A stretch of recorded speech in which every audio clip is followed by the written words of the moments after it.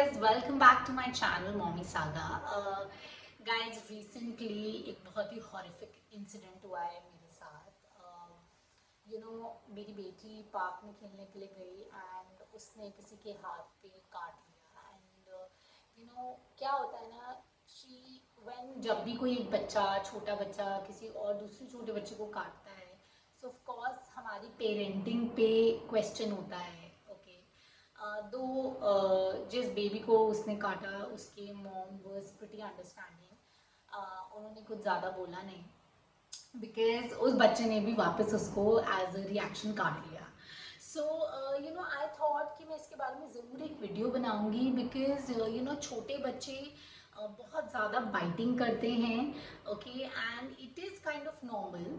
So let's talk about this today that how to stop your baby from biting.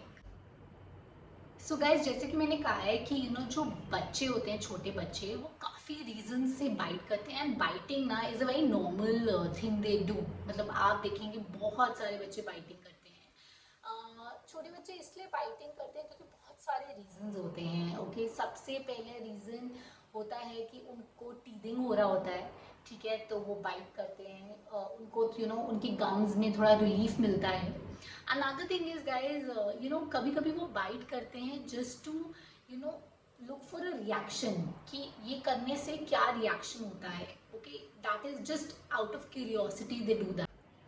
So guys, सबसे ज़्यादा जो बच्चे biting करते हैं वो 1 to 3 की एज में करते हैं एंड अल्टीमेटली वो आउटग्रो कर जाते हैं. After post 3 years they stop biting. Okay, and but guys, अच्छी बात ये है कि there are lots of ways जिससे कि हम इंश्योर कर सकते हैं कि बच्चे बाइटिंग करना बंद कर दें. ऑल दिस आपको इंश्योर करना चाहिए कि बच्चे को ये हैबिट ऑफ बाइटिंग में नहीं पड़ना चाहिए. एंड हमें सबसे पहले हाउ टू स्टॉप बाइटिंग से पहले हमें ये रीजंस जानने बहुत ज़रूरी हैं कि बच्चे बाइटिंग करते क्यों हैं. ओके, सबसे पहला रीज़न गाइज, जो छोटे बच्चे होते हैं ना, वो टीदिंग कर रहे होते हैं and when they are teething उनको गम्स में एंड टीथ में बहुत इरिटेशन हो रहा होता है. तो जब वो किसी चीज़ को बाइट करते हैं दे काइंड ऑफ उनको सूदिंग इफेक्ट होता है, उनको थोड़ा अच्छा लगता है. So they want to keep on biting. So इसका एक सिंपल सा सोल्यूशन है, आप बच्चे को टीदर दे दीजिए during this time and they will be happy.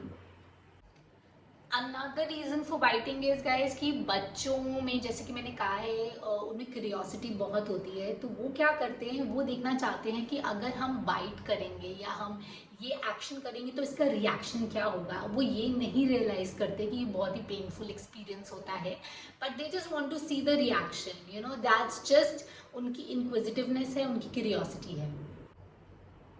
Another reason is बच्चे कभी कभी काफ़ी इग्नोर्ड फील करते हैं एंड वो उनको बड़े अटेंशन क्राइसिस हो जाते हैं. वो चाहते हैं कि कि हमारी कोई बात सुने, हमारे पे ध्यान दे. वो इग्नोर्ड फील करते हैं एंड बाइटिंग इज़ अ वे, उन्हें लगता है कि वो आपकी अटेंशन ग्रैब कर लेंगे.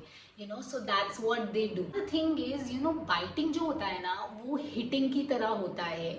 कुछ बच्चे मार के अपनी बात समझाने की कोशिश करते हैं, कुछ बच्चे बाइट करके अपनी फ्रस्ट्रेशन निकालते हैं. सो ये एक वे ऑफ एक्सप्रेसिंग होता है बिकॉज इतने छोटे बच्चे बोल नहीं पाते ढंग से, अपनी बात को कॉम्प्रिहेंड नहीं कर पाते अपने पेरेंट्स को या अपने फ्रेंड्स को या अपने सिबलिंग्स को. तो वो क्या करते हैं, जब वो फ्रस्ट्रेटेड होते हैं, वो एंग्री होते हैं, वो बाइट कर लेते हैं. अब हम इस सेक्शन में बात करेंगे कि हम बच्चों को बाइटिंग करने से, काटने से कैसे रोक सकते हैं. सबसे पहले जो बच्चे टीदिंग की वजह से बाइट करते हैं, उनका सोल्यूशन बहुत ही सिंपल है. आपको उनको एक सूदर या एक टीदर ला के दीजिए.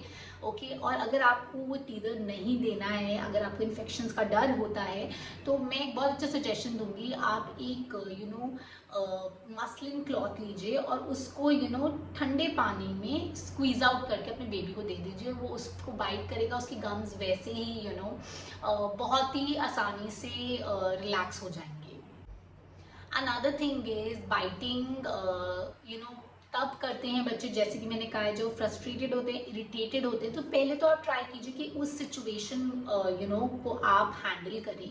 Just before the kid starts getting frustrated and irritated. अगर वो नहीं हैंडल हो पा रहा है, instead of biting just take a snack, कोई भी स्नैक। जैसे मैं अपनी बेटी के लिए ना हमेशा हैंडी मखाने रखती हूँ, ठीक है। कभी मुझे लगता है वो सिर्फ बड़ी क्रैंकी हो रही है, कभी सिचुएशन में बड़ी इरिटेटेड हो रही है, तो मैं फटाफट उसको दे देती हूँ मखाने। तो उसका क्या होता है ना, वो उसका दिमाग उधर डिस्ट्रैक्ट हो जाता है खाने में। सो बाइटिंग को अवॉइड करने का एक बड़ा अच्छा सोल्यूशन है, what I started doing with my daughter is कि क्योंकि अब वो बोलना सीख रही है, तो मैं उसको जब भी उसको ऐसे बाइटिंग की इरिटेशन होती है या फ्रस्ट्रेटेड होती है, तो मैं उसको कहती हूँ you don't have to bite, आपको कहना है I am angry, okay. And उससे एक्चुअली बहुत फ़र्क पड़ा है। Whenever she is irritated, she is getting fidgety, वो हमेशा ये बोलती है आई एम एंग्री। सो मुझे पता चल जाता है कि this is the way she wants to express instead of biting. Another thing is, जैसे कि मैंने आपको बताया, बच्चे बाइट करते हैं क्योंकि उनको अटेंशन क्राइसिस हो जाते हैं, वो अटेंशन के लिए क्रेव करते हैं। तो उस केस में आप क्या कर सकते हैं, आप अपने बेबी को थोड़ा अटेंशन दीजिए, उसके साथ थोड़ा एक टाइम स्पेंड करिए। एंड जनरली बच्चे बाइट तब करना शुरू करते हैं जब भी उनकी लाइफ में कुछ मेजर चेंजेस होते हैं, जैसे कि आपने नए घर में शिफ्ट किया है, या फिर उसका एक नया बेबी सिबलिंग आ गया है। सो उसको जब वो अटेंशन डिवाइड होती है, जब आप उसकी बात नहीं सुन रहे होते, तो वो एक रिएक्शन आता है बच्चे की तरफ से, एंड वो बिना सोचे समझे आपको बाइट कर लेता है। अनदर थिंग इज, जब भी आप अपने बच्चे को देखते हैं कि वो आपके अपने सिबलिंग को या अपने किसी फ्रेंड को या इवन आपको भी बाइट करने की कोशिश कर रहा है, आपको हर टाइम उस बच्चे को स्टॉप करना है। एंड आपको डेफिनेटली उसको एक टाइम आउट देना है। टाइम आउट का कॉन्सेप्ट मैं आपको पहले वीडियोस में भी समझा चुकी हूँ। टाइम आउट का कॉन्सेप्ट बहुत सिंपल होता है। आपको कम से कम 10 से 15 मिनट अपने बच्चे से बात नहीं करनी है, एंड आपको उसे कहना है now it's a time out, right. जब आप उससे 10 से 15 मिनट बात नहीं करेंगे, तो उसको समझ आएगा कि उसने कुछ गलत किया है, एंड वो रिपीट नहीं करेगा।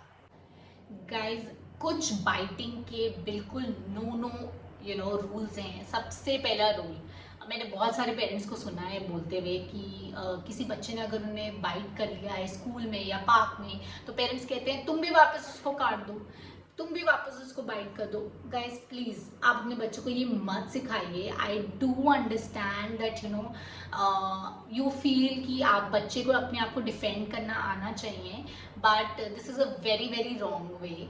आपको उसको प्लीज़ ये नहीं कहना चाहिए कि आप किसी ने आपको बाइट किया है तो आपका रिएक्शन वापस वही होना चाहिए, नॉट एट ऑल। अगर आपका बच्चा 5 साल से ऊपर एज में जाके भी बाइट कर रहा है, that means there is some emotional problem with the child, and आपको एक चाइल्ड साइकोलॉजिस्ट के पास जाने की बिल्कुल ज़रूरत है। Please don't listen to people around you, visit a proper psychologist, specially a child psychologist, जो आपके बच्चे की इमोशनल प्रॉब्लम को सॉर्ट आउट कर सकता है। अगर बच्चा बाइट कर देता है, या फिर आपके बच्चे को किसी ने बाइट कर दिया है, तो उस इंजरी को ठीक करने के लिए एक बहुत ही छोटी सी रेमेडी है। आप फटाफट उसको लीजिए और पानी में वॉश कर दीजिए उस बाइट को, एंड सोप से करिए, just normal soap and water से। There is nothing to worry अगर कोई ब्लीडिंग नहीं हो रही है। बट इन केस अगर बाइट से ब्लीडिंग हो रही है, in that case guys quickly you should, I personally feel आपको डॉक्टर के पास जाना चाहिए। बच्चे को they'll probably give the proper sort of antibiotic application cream, and they might also give the kid a tetanus injection। तो tetanus injection से क्या होता है ना कि it's like a preventive way कि वो बाइट की इंजरी वर्स ना हो। सो आई वुड सजेस्ट कि इन केस बाइट से ब्लीडिंग हो रहा है, then you really need to go and visit a doctor. So guys, I hope कि इस वीडियो में मैंने आपको बाइटिंग के सारे रीजंस और क्या क्या आप कर सकते हैं उसको प्रिवेंट करने के लिए, बिकॉज ट्रस्ट में ये बहुत ही कॉमन फिनोमेना है बच्चों में बाइटिंग करने का, एंड मैंने खुद एक्सपीरियंस किया है अपनी डॉटर के साथ। एंड कभी कभी I used to get very irritated about it, but then I mean with these little things मैंने उसकी बाइटिंग को बिल्कुल कंट्रोल कर लिया है. And now whenever she is angry with me और with anybody else, she just says it loud that I am angry. So that's her way of expressing instead of biting. So guys, आज के लिए बस इतना ही. Please do like, subscribe and share to my channel so that all the mommies and daddies out there are tension free. So guys, अगली बारी हम फिर मिलेंगे किसी नए टॉपिक के साथ. And here's Mommy Saga signing off. Bye bye.